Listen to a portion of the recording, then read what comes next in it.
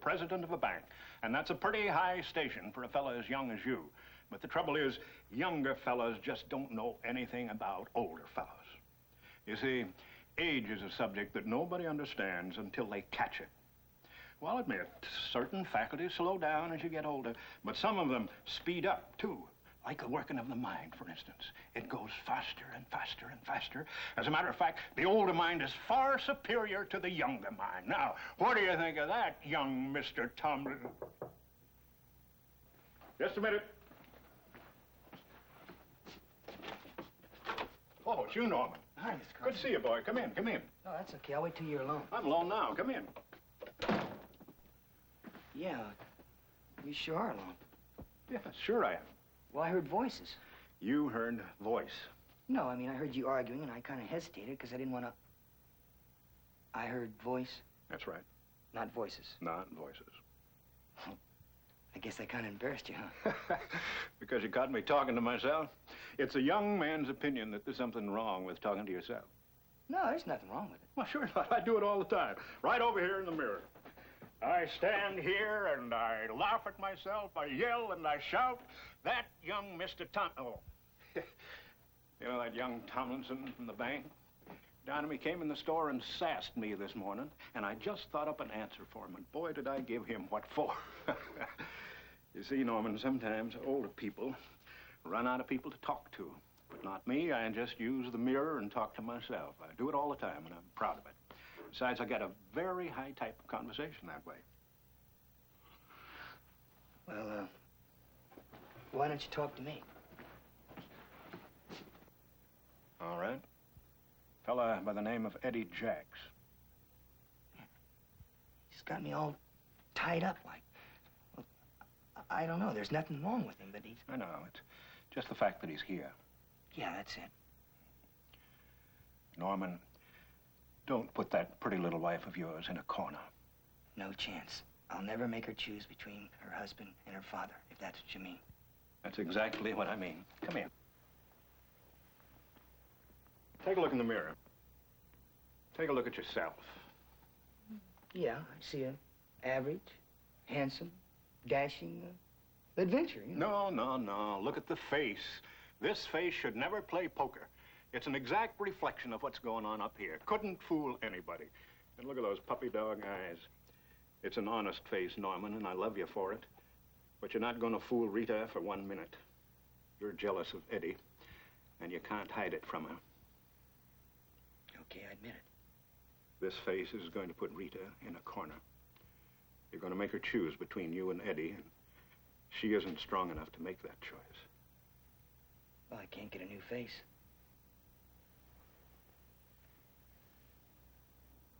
You can move over, Norman. Move over for Rita's dad. If you don't move over, you're going to help put her in the hospital.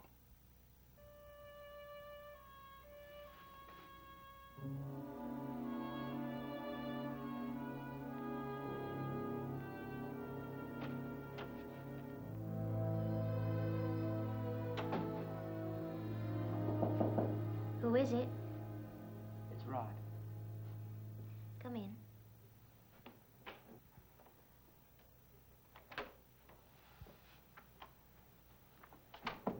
that your dinner? My late supper. It's my first meal of the day. Well, you go ahead and eat it. Save me the price of a meal. You going to invite me to dinner? Yeah, I thought I might. I remember that was one of your old habits. Whenever you got shook up, you just stopped eating. So I thought I'd better rush over here and see that you got something down you. Coffee? No, thanks. Betty, I'm glad to see that you didn't come unstuck. Did you expect me to? Yeah, I guess I did. You were about ready to fly into a million pieces over at the garage. And you came here to pick up the pieces, huh? You know, I'm beginning to think that there's some truth to the rumor that the female mind isn't always consistent. Now, you came by the garage and asked, scratched that, begged me to hear you out, to listen, you said. You don't have to get involved, just listen. Well, here I am. Stephen came by after I left the house, and I wouldn't open the door. I know, I ran into him as he was coming out of the inn. We had a few words. I haven't seen Stephen, and I don't want to. I thought about our marriage, and I looked back on it from the beginning. I didn't like what I saw. Well, maybe that's just your present viewpoint. Maybe. Maybe Stephen married me not in spite of my marriage to you, but because of it. He wanted something that you own. Would you like some coffee? No. You know, Betty, you and I had been split up a long time before Stephen came on the scene. And in Stephen's mind, you still wanted me. If I became his wife, then you couldn't have me. But later, he wasn't quite so sure you couldn't, remember? Oh, Ron, it's not fair. First, he tortured me for an infidelity that I never committed. Then he got back at me for something that never happened by being unfaithful himself. Oh, Betty. Rod, I've had it with Stephen. I'm through. Maybe. Well, you don't have to believe me. Doesn't have to mean anything to you either way. There's no obligation. Excuse me. Yes. All right, I'll be right down.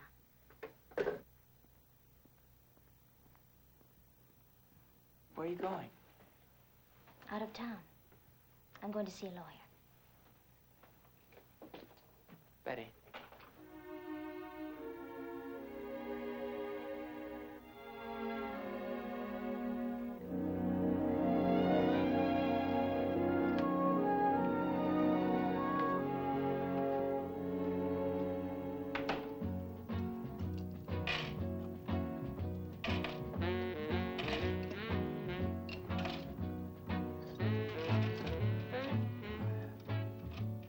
I gotta get out of here. A couple of minutes. I'll be right back. You're on duty. I'll make it up to you. Well, hello, Eddie. Elliot? I got off work a little early. Thought I'd stop by and take advantage of your offer.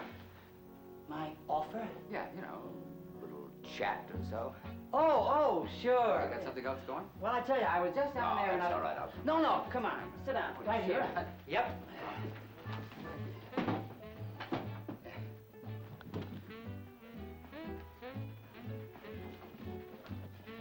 I'm paying for this.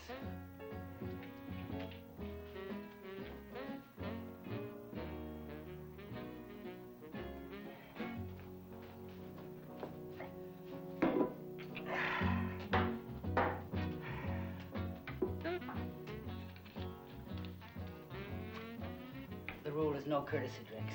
It's a good rule. I'll buy. No, my treat. Boy, the old pro, huh? That's Eddie Jacks.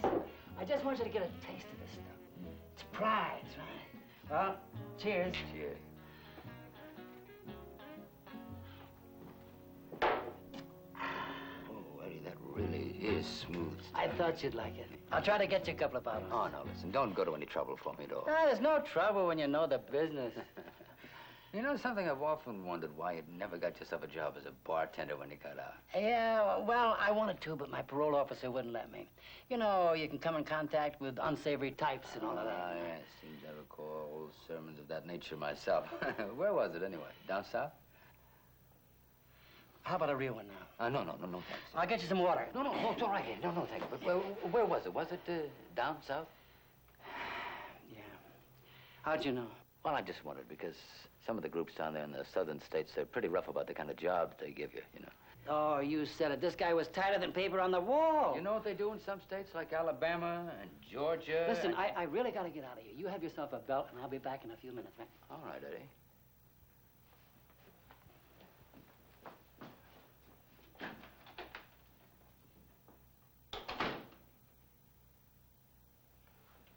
Is that the best you can do for drinking, buddy? Look, you know why I'm here.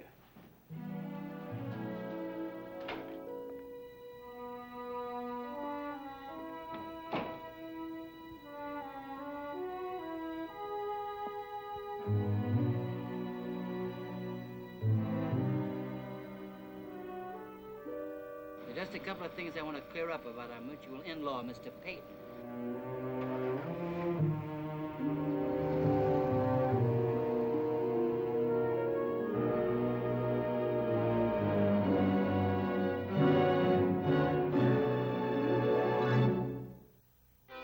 Preview from the continuing story of Peyton Place. I'm going to get him out of town. I don't care how I do it. Rita, you're making a mistake. You'll never convince me of that, Elliot. You spent too many good years of your life in jail because of him. I don't intend to leave here. I'm not giving up my wife or this house. He's my father, no matter what anybody else thinks of him. And all he wants is a small part of my life. And I want to give it to him.